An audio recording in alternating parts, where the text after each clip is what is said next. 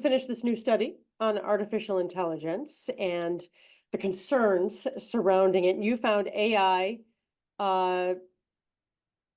it was, what was it? Companies jumped 20% last year. in their use of AI. Organizations using it. And do you think, were you surprised that it was that many organizations right off the bat? Well, the number is big, and unless you've been under a rock, there's a Yeah. lot going on with artificial intelligence, of course. So, and that's particularly true in the last couple of years with the rise of the foundational models and the large language models. It's got a lot of attention. I think the main thing is that everybody out there can go and use it. Everybody Yeah. can play with it. And so suddenly everyone is playing with it. And I think people are finding ways to use it in their businesses. And we saw a jump from about, say, 50, around 50% adoption, which has been hovering we've been studying this for about 7 years, and it's been kind of off and on 50%, but last year up to 70. So that was a big deal. Interesting. Well, I think when ChatGPT rolled out suddenly last November, was that right? About a year ago? Actually, a year and a half ago. Yeah. Year Or and a half like ago. fall And people 2022. started kind of just trying it out, just kind of messing around with it. And then next thing you know, you Bam. started to get AI prompts on your cell phone with Siri. So it just slowly is cropping up everywhere. Do you think the fact that Americans have embraced technology so much over the last 40 years, and then with the iPhone, that this seems to people just the next natural progression? Exactly. I think you're spot on there. Well, I think what's happening, actually 2 years ago, we do this research study every year. And this is a joint study with MIT Sloan Management Review and with Boston Consulting Group. And every year we're just trying to figure out what's going on with AI. Yeah. And 2 years ago, we asked people, do you use AI? And 2/3 of them said that they didn't really use it. But then we started asking, hey, well, do you use this product or that product?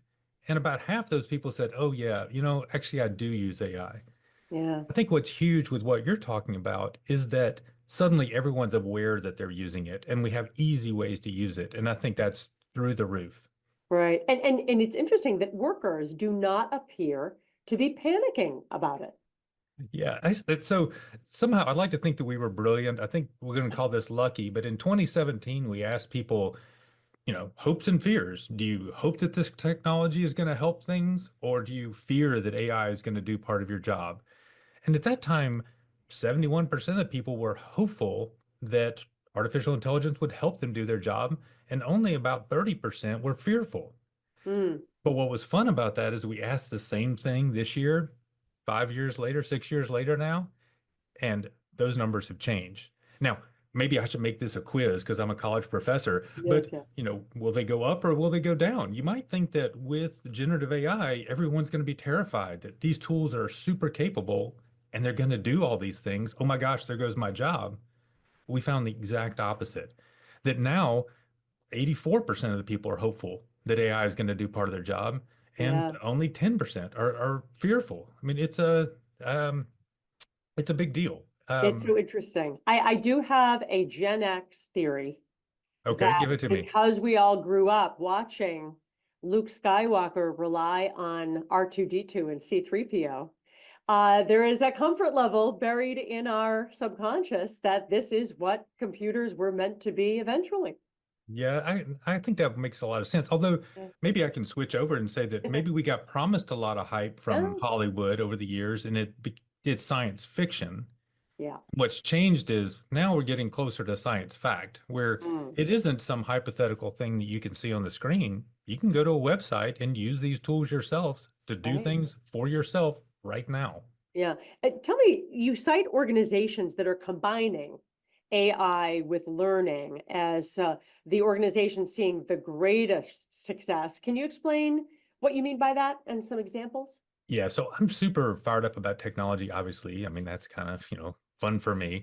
But, when we think about what happens in organizations, there's a lot of uncertainty that organizations deal with. There's technology change going on. We just mentioned Gen AI is a technology change, but there's also talent mobility. There are legal changes. There's a lot of uncertainty. And how organizations deal with uncertainty is through organizational learning. They learn to get better. We were interested in what the intersection is between use of artificial intelligence and organizational learning. And I think our key finding this year is that companies that combine both of those, they use AI to help themselves learn, are Mm. much better at handling these weirdnesses that are going on in business Hmm. constantly. Wow, that is interesting. Your research also found organizations using augmented learning, that Mhm. actually helps to prepare workers who are entering a new job. So is this kind of like your traditional, you don't do on-the-job training, you can have a lot of AI help in advance as you're onboarding someone? Yeah, so a good example would be that companies are increasingly communicating digitally. I mean, Mm. before we talked, we'd gone back and forth on email before this had ever set up. Right. That was how we exchanged most of our information. Well, the tools can see this. And what happens is if someone else in your organization wants to see about this report and what's coming, they can look at our email chain and they Mm. can learn about that. And so what's happening is that these tools are helping organizations. We break it into three categories: better capture information that's happening within an organization, better synthesize it so it's not just this hemorrhage of information, and then Mhm. better disseminate it to people. Mm. And your onboarding example is exactly right. When you Mm. walk into a job, it's always a fire hose. There's tons of stuff going on everywhere. How do you figure it all out? Yeah, yeah. These tools can help. Yeah, I think people are realizing, wow, these are highly effective tools. AI emerged, people kind of quickly became enthralled with it. It seems to have cooled slightly, more recently. What do you think is next for businesses? Oh man, that is so tough. I mean, because I don't Mm. want you to archive this footage and then I pull know. it out with me saying something. But you mentioned kind of a cooling, and I see that. I mean, there was a tons of, oh my gosh, this technology is amazing. It's going to change everything. Hmm. And then, of course, there's the inevitable swing back to, oh my gosh, this technology isn't everything we thought it would be. We do this with every technology. Right. Somewhere between the massive overpromise and the doomsday predictions, there's a happy medium. And the question Yeah, is, can we get to that happy medium? And I think we can, but I'm also worried that technology keeps changing. it's true. Can I ask one question? And, Sure. for someone I've, done my best to try to keep on top of all of this. You have the effect of AI, and then you have quantum computing. Mm. How should people look at these two concepts in terms of the future? I know for quantum computing, some of it will actually be quite limited. Is that correct? Yeah, so yeah, quantum is very exciting, but it's interesting to me. Artificial intelligence over time has always been, oh, that's going to happen in 10 years. Though that's Hmm. going to happen in 10 years. And then bam, like you said, a year and a half ago, it was suddenly everywhere. Yeah. I wonder if we're headed to that sort of thing with quantum, because I've been hearing about quantum progress and oh, it's always 10 years away. We're going to have a Hmm. lot of quantum computing, but it seems like it's always 10 years away Hmm. up until maybe it isn't. So Yeah. maybe we see What's that your happen. quickest definition of quantum computing for just the layperson?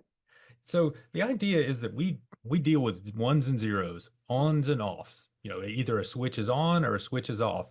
And the idea with quantum is that perhaps we can get, let's say, tinier storage and more than just yeses and nos, Mm. which would in theory let us compute everything faster. And that has wonderful and terrible. I mean, wonderful is we can compute a lot of stuff faster. Hmm. The terrible is that a lot of our cryptography is built off of the idea that that a lot of computing takes time, and quantum has some potential to change that. We'll see. Yeah, really speed it up. So yeah, I mean, it's all exciting. And we Right. we know there's just going to be a big learning curve along the way. So if someone wants to hear more about AI or this study, hear your podcast, how do we do that? Oh, well, one, my last name is Ransbotham, so I am really, really hard to hide. If Yeah. you search if you search my name, you'll find it immediately. The study that I've been talking about is right now on the homepage of the MIT Sloan Management Review. So you're welcome. People who go to that homepage can find it immediately. And our Great. podcast link is there as well. And our podcast is Me, Myself, and AI. And Mm, we like to tell fun stories about people who are actually doing things with the technology, not just talking about it. that's fantastic. Well, Professor of Analytics at Boston College, Sam Ramsbotham, not hard to find on the internet. Exactly. Thank you so much for sharing your time. And it's just exciting to talk All about right. this with you, and we'll do it again. Okay. Thanks, Paul. Good to see you again.